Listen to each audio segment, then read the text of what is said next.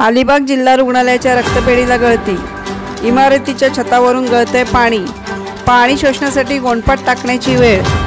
अलिबाग येथील जिल्हा रुग्णालयातील ब्लड बँकेच्या इमारतीला गळती लागली आहे। त्यामुळे इमारतीच्या वरच्या बाजूला सुरू असलेल्या बांधकामासाठी वापरले जाणारे पाणी थेट ब्लड बँकेत गळत आहे। ब्लड बँकेच्या फरशीवर साचलेले पाणी शोषून घेण्यासाठी ठिकठिकाणी गोंडपाट किंवा फडकी टाकलेली पाहायला मिळत आहे। त्यामुळे तिथे काम करणारे कर्मचारी, अधिकारी, त्यांच्याबरोबरच रक्तदान किंवा इतर कामासाठी येणारे नागरिक आणि रुग्णांना त्रास सहन करावा लागत आहे। या पाण्यातून चालताना पाय घसरून अपघात होण्याची शक्यता आहे। या संदर्भात बांधकाम विभागाचे अधिकारी याकडे लक्ष देत नाहीत। ठेकेदाराचे देखील या बाबीकडे दुर्लक्ष होताना दिसत आहे। छतावरून येणारे पाणी भिंतीत झिरपून विजेचा धक्का बसण्याची देखील एक भीती आहे। यावर तातडीने उपाययोजना करावी अशी मागणी होत आहे।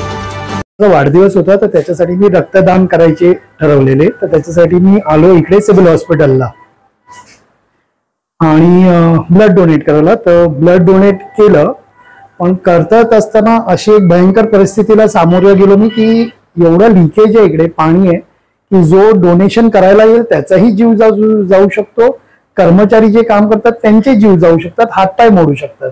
ही परिस्थिती इकडे, ही सगळी चादरी आहेत, पाणी पडलेलं आहे सिलिंग मधनं। पावसाळ्यात जसा पाणी पडतो पावसाळ्यात तसं सिलिंग मधनं पाणी येते।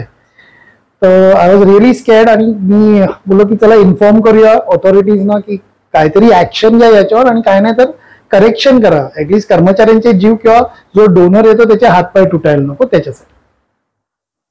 आणि असेच ह्या बिल्डिंगी पूर्ण आहेत सिव्हिल हॉस्पिटलमध्ये, असे भरपूर कंपार्टमेंट्स आहेत जिकडे अशी दुरवस्था आहे। म्हणजे खर्च करून, असं नाही की शासनाने पैसे नाही दिले, शासनाने भरपूर पैसे दिलेले आहेत, पण निष्ठ दर्जाचं काम केलेलं असं दिसत आहे।